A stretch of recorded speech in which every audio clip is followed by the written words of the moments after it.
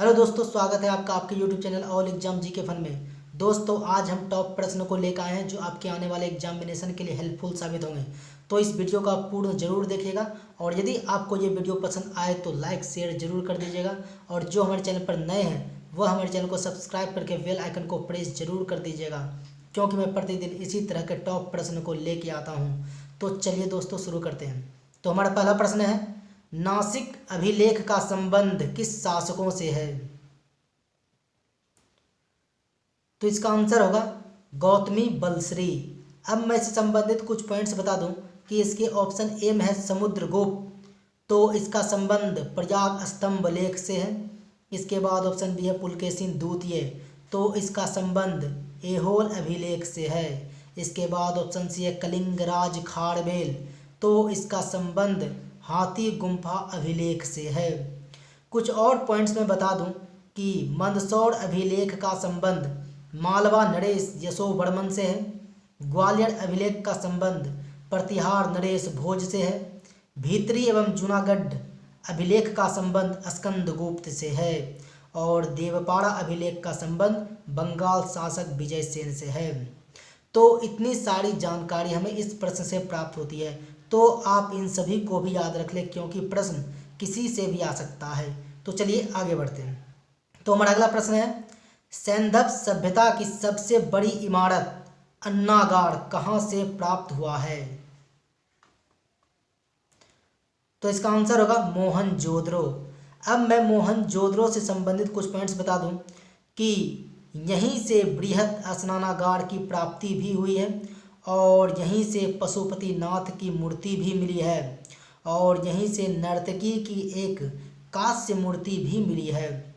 और मैं बता दूं कि मोहनजोदड़ो सिंधु नदी के किनारे स्थित है, और इसके उत्खननकर्ता राखाल दास बनर्जी थे, जिन्होंने इसका उत्खनन 1922 ईस्वी में किया था। और ये पाकिस्तान के सिंध प्रांत का लड़काना जिला में है। इसके बाद ऑप्शन बी हड़प्पा, तो यह रावी नदी के किनारे है, और इसके उत्खननकर्ता दयाराम साहनी एवं माधो स्वरूप वत्स ने 1921 ईस्वी में किया था, और ये पाकिस्तान का मोंटगोमरी जिला में है। इसके बाद ऑप्शन सी है लोथल, तो यह भोगवा नदी के किनारे है, और इसके उत्खननकर्ता रंगनाथ राव थे, और ये गुजरात का अहमदाबाद जिला में है, और यहीं से चावल के प्रथम साक्ष्य भी प्राप्त हुआ है। इसके बाद ऑप्शन डी है कालीबंगन, तो यह घग्गर नदी के किनारे है, और इसके उत्खननकर्ता बीबी लाल एवं बी के थापर थे, और ये राजस्थान का हनुमानगढ़ जिला में है, और यहीं से जूते हुए खेत एवं नक्काशीदार ईंटों के प्रयोग का साक्ष्य भी प्राप्त हुआ है। तो इतनी सारी जानकारी हमें इस प्रश्न से प्राप्त होती है। तो दोस्तों, यदि आपको हमारा वीडियो पसंद आ रहा हो तो इस लाइक शेयर जरूर कर दें, और जो हमारे चैनल पर नए हैं वह हमारे चैनल को सब्सक्राइब करके बेल आइकन को प्रेस जरूर कर दें। तो चलिए आगे बढ़ते हैं। तो हमारा अगला प्रश्न है, ऋग वैदिक काल में वनस्पति देवता किसे कहा जाता था? तो इसका आंसर होगा सोम। अब मैं इससे संबंधित कुछ पॉइंट्स बता दूं कि इसके ऑप्शन ए में है इंद्र, तो इसे युद्ध का नेता एवं वर्षा का देवता कहा जाता था। इसके बाद ऑप्शन बी है अग्नि, तो इसे देवता एवं मनुष्य के बीच मध्यस्थ का देवता माना जाता था। इसके बाद ऑप्शन सी है पूषण, तो इसे पशुओं का देवता माना जाता था। कुछ और भी पॉइंट्स में बता दूं, जैसे आंधी एवं तूफान का देवता मरुत को माना जाता था। इसके बाद आकाश का देवता ध्यो को कहा जाता था। प्रगति एवं उत्थान का देवता ऊषा को कहा जाता था, और विपत्तियों को हरने वाला देवता अश्विन को माना जाता था। तो इतनी सारी जानकारी में इस प्रश्न से प्राप्त होती है। दोस्तों, यदि आप लिंक के साथ जीके पढ़ेंगे तो आपकी जीके बहुत कम समय में इम्प्रूव हो जाएगी, और आप कम समय में अधिक जीके जान पाएंगे। तो आप लिंक के साथ जीके जरूर पढ़ें। तो चलिए आगे बढ़ते हैं। तो हमारा अगला प्रश्न है, जैन तीर्थकर में ऋषभ देव का प्रतीक चिन्ह क्या है?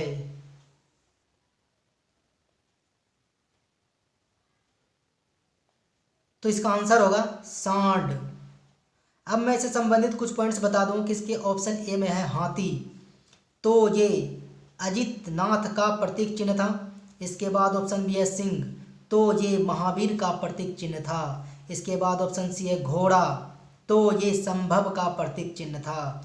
कुछ और भी पॉइंट्स मैं बता दूं, जैसे समपार्श्व का प्रतीक चिन्ह स्वास्तिक था, शांति का प्रतीक चिन्ह हिरण था, नामी का प्रतीक चिन्ह नीलकमल था और अरष्टी नेमी का प्रतीक चिन्ह शंख था। एक और पॉइंट्स है कि पार्श्व का प्रतीक चिन्ह सर्प था। तो इतनी सारी जानकारी में इस प्रश्न से प्राप्त होती है, तो आप इन सभी को भी याद रख लें क्योंकि प्रश्न किसी से भी आ सकता है। दोस्तों, यदि आप लिंक के साथ जीके पढ़ेंगे तो आपकी जीके बहुत जल्द इंप्रूव हो जाएगा और आप कम समय में अधिक जीके जान पाएंगे। दोस्तों, इसके साथ आप हमें फेसबुक, ट्विटर एंड इंस्टाग्राम पे भी फॉलो कर सकते हैं, जिसका लिंक मैं वीडियो के डिस्क्रिप्शन में दे दिया हूँ, तो आप मुझे वहाँ जाके फॉलो कर लीजिए।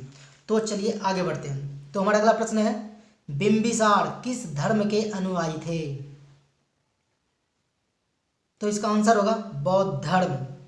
अब मैं बिंबिसार से कुछ पॉइंट्स बता दूं कि ये हर्यक वंश के संस्थापक थे और बिंबिसार मगध की गद्दी पर 544 ईसा वर्ष पूर्व में बैठा था और बिंबिसार मगध पर करीब 52 वर्षों तक शासन किया था।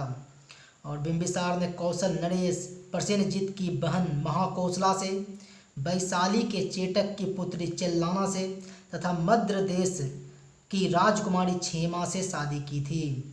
इसके बाद बिंबिसार की हत्या उसके पुत्र अजातशत्रु ने कर दी थी। तो इतनी सारी जानकारी में इस प्रश्न से प्राप्त होती है, तो आप इन सभी को भी याद रख लें क्योंकि प्रश्न किसी से भी आ सकता है। तो चलिए आगे बढ़ते हैं। तो हमारा अगला प्रश्न है, इनमें से कौन सा रोग विषाणु के द्वारा होता है?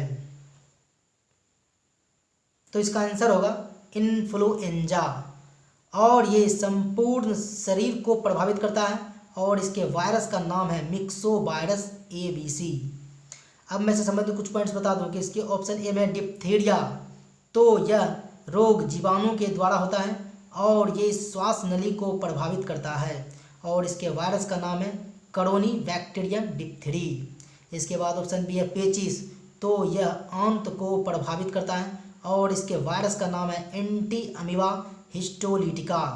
इसके बाद ऑप्शन सी है फाइलेरिया, तो यह रोग फाइलेरिया वैनक्रोफटाई नामक कृमि से होता है और यह रोग क्यूलेक्स मच्छर के काटने से होता है। तो आप इन सभी को भी याद रख लें क्योंकि प्रश्न किसी से भी आ सकता है। तो चलिए आगे बढ़ते हैं। तो हमारा अगला प्रश्न है, कृत्रिम उपग्रह को अंतरिक्ष में प्रक्षेपण करने वाला प्रथम देश कौन था? तो इसका आंसर होगा रूस। अब मैं इससे संबंधित कुछ पॉइंट्स बता दूं कि इसके ऑप्शन ए में है USA, तो यह चंद्रमा पर मानव भेजने वाला प्रथम देश था। इसके बाद ऑप्शन बी है यूनान, तो यह आधुनिक ओलंपिक खेलों का आयोजन करने वाला प्रथम देश था। इसके बाद ऑप्शन सी है उरुग्वे, तो यह प्रथम फुटबॉल विश्व कप जीतने वाला देश था। तो इतनी सारी जानकारी में इस प्रश्न से प्राप्त होती है, तो आप इन सभी को भी याद रख लें क्योंकि प्रश्न किसी से भी आ सकता है। तो चलिए आगे बढ़ते हैं। तो हमारा अगला प्रश्न है, केंद्रीय यांत्रिक इंजीनियरिंग अनुसंधान संस्थान कहाँ है? तो इसका आंसर होगा दुर्गापुर। अब मैं इससे संबंधित कुछ पॉइंट्स बता दूं कि इसके ऑप्शन बी में है कराईकुड़ी, तो यहाँ केंद्रीय विद्युत रासायनिक अनुसंधान संस्थान है। इसके बाद ऑप्शन सी है रुड़की, तो यहाँ केंद्रीय भवन निर्माण अनुसंधान संस्थान है। इसके बाद ऑप्शन डी है कासरगोड, तो यहाँ केंद्रीय नारियल अनुसंधान संस्थान है। दोस्तों, यदि आपको हमारा वीडियो पसंद आ रहा है तो इसे जल्द से जल्द लाइक कर दें और दोस्तों में शेयर कर दें और जो हमारे चैनल पर नए हैं वे हमारे चैनल को सब्सक्राइब जल्द से जल्द कर लें। तो चलिए आगे बढ़ते हैं। तो हमारा अगला प्रश्न है, सितार वाद्य यंत्र को कौन सा कलाकार बजाता है? तो इसका आंसर होगा विलायत खां। अब मैं इससे संबंधित कुछ पॉइंट्स बता दूं कि इसके ऑप्शन ए में है गुदई महाराज, तो यह तबला वाद्य यंत्र को बजाता है। इसके बाद ऑप्शन बी है पन्ना लाल घोष, तो यह बांसुरी बजाता है। इसके बाद ऑप्शन डी है अमजद अली खां, तो यह सरोद वाद्य यंत्र को बजाता है। तो इतनी सारी जानकारी में इस प्रश्न से प्राप्त होती है। तो चलिए आगे बढ़ते हैं। तो हमारा अगला प्रश्न है, संगीत नाटक अकादमी की स्थापना कब हुई थी? तो इसका आंसर होगा 1953। अब मैं इससे संबंधित कुछ पॉइंट्स बता दूं कि इसके ऑप्शन ए में है 1954। तो इस ईस्वी में इंदिरा गांधी राष्ट्रीय कला केंद्र की स्थापना हुई थी, और इसी ईस्वी में ललित कला अकादमी की भी स्थापना हुई थी, और इसी ईस्वी में साहित्य अकादमी की भी स्थापना हुई थी। इसके बाद ऑप्शन सी है 1784। तो इस ईस्वी में एशियाटिक समाज की स्थापना हुई थी। इसके बाद ऑप्शन डी है 1861। तो इस ईस्वी में भारतीय पुरातत्व सर्वेक्षण की स्थापना हुई थी। तो इतनी सारी जानकारी में इस प्रश्न से प्राप्त होती है। तो दोस्तों, यदि आप लिंक के साथ जीके पढ़ेंगे तो आपकी जीके बहुत जल्द इंप्रूव हो जाएगी और आप कम समय में अधिक जीके जान पाएंगे। तो चलिए आगे बढ़ते हैं। तो हमारा अगला प्रश्न है, आनंद भवन किस व्यक्ति से संबंधित थे? तो इसका आंसर होगा जवाहरलाल नेहरू। अब मैं इससे संबंधित कुछ पॉइंट्स बता दूं कि इसके ऑप्शन ए में जनरल डायर, तो यह जलियांवाला बाग से संबंधित थे। इसके बाद ऑप्शन बी है महात्मा गांधी, तो यह साबरमती और पोरबंदर से संबंधित थे। इसके बाद ऑप्शन सी है महावीर, तो यह पावापुरी से संबंधित थे। तो इतनी सारी जानकारी में इस प्रश्न से प्राप्त होती है। तो चलिए आगे बढ़ते हैं। तो हमारा अगला प्रश्न है, कृत्रिम जीन के लिए किसे नोबेल पुरस्कार मिला था? तो इसका आंसर होगा अरविंद खुराना। अब मैं इससे संबंधित कुछ पॉइंट्स बता दूं कि इसके ऑप्शन ए में है मैडम क्यूरी।